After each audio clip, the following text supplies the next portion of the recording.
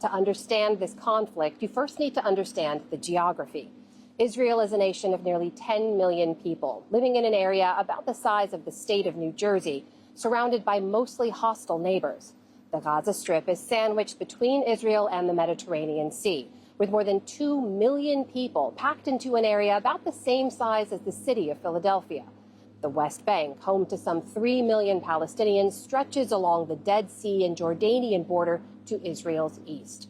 There have been so many people over the years who've sat at negotiating tables and tried to work toward peaceful solutions, only to find them repeatedly dashed. For them, this week's events have put a grim punctuation mark on these efforts. I spoke to two such people today, Ehud Barak, former Prime Minister of Israel, and Hanan Ashrawi, a longtime Palestinian leader and advisor in the West Bank. The command from the Israel Defense Forces was unlike anything from previous wars with Hamas. 1.1 million Gazans told to head south within one day. This is mass expulsion. This is clearly ethnic cleansing. This is a continuation of the Nakba. What they're trying to do is get rid of the Palestinians in Gaza. The Nakba, or catastrophe in Arabic, is the 1948 displacement of Palestinians from their homes after the founding of Israel. Hanan Ashrawi was 4 years old then, and for decades since has championed the Palestinian cause as a politician and scholar. She spoke to me from her residence in Ramallah in the West Bank.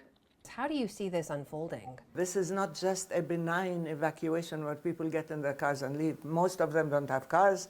Most of them, their homes have been demolished. These are people who are thirsty and hungry and terrified, and they've lost families. Whole families have been eradicated from the population register. It's a massacre. I sat down with former Israeli Prime Minister Ehud Barak this morning in Tel Aviv.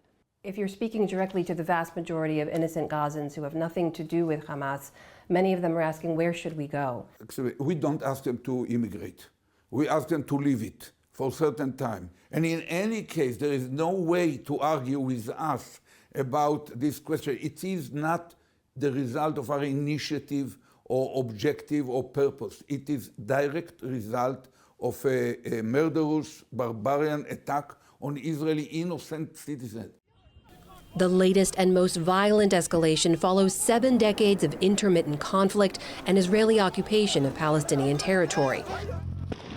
At the crux of it are Israel's security concerns, clashing with Palestinian aspirations for statehood and competing claims to the land. Today, the prospects for peace seem as bleak as they've ever been. A veteran of the peace process, Barak came perhaps closest to reaching that lasting peace a generation ago. All that is a memory now. When you stood side by side with Yasser Arafat at a summit hosted by Bill Clinton at Camp David, it feels like a world away. And I wonder if you think there is any road towards any kind of negotiated settlement out of this conflict. At the present, it seems totally impractical. I strongly believe that necessities will impose upon both sides when they really actually face the choice between having one state or two states. We should stick to two-state solution. I believe the other side as well. You know, the other alternative is, in my judgment, non-viable. So basically, it's so impractical now that it will be a waste of time to discuss it. I think that we, Israelis, should never lose eye contact with the long-term objective of disengaging ourselves from the Palestinians.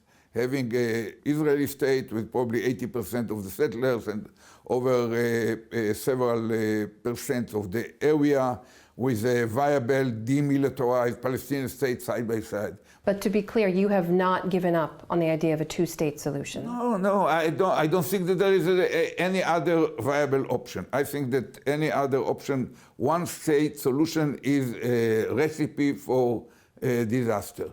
Do you believe that a two-state solution is dead?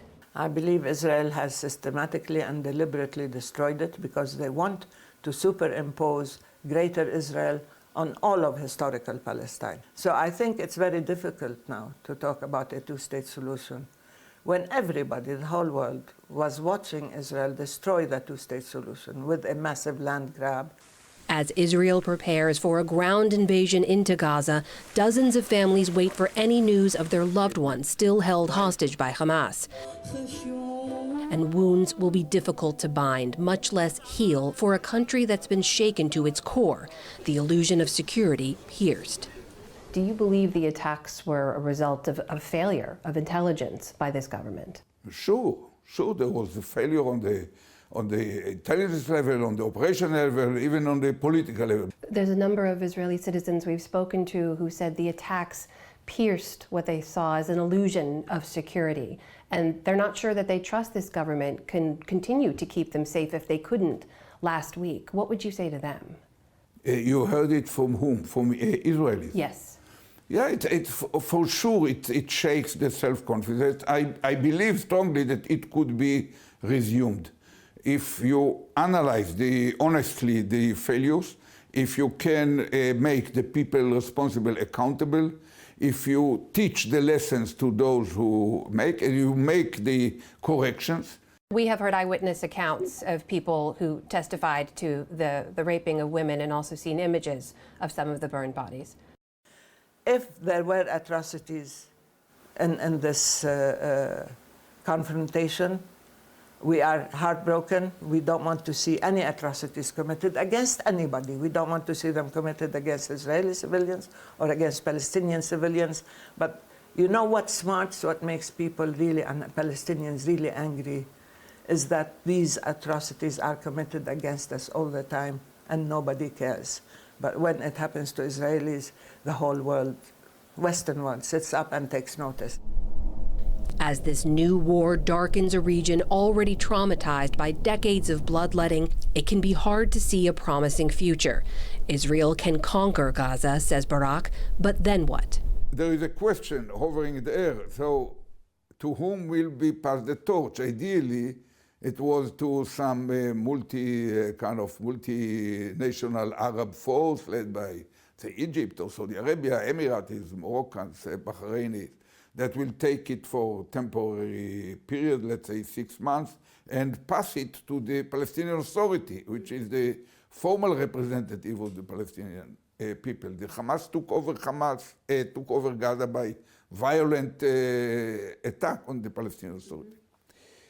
So that's another constraint, because I'm not sure that anyone will agree to it. There can be no peace, no security, no stability for anybody in the region and even beyond, unless the Palestinians get their rights and their freedom and their dignity and their sovereignty on their own land. This is the key. You may kill, you may punish, you may expel, you may do whatever you want. But the Palestinians not just only need, but they deserve. We deserve our rights and our equality and our dignity and our freedom.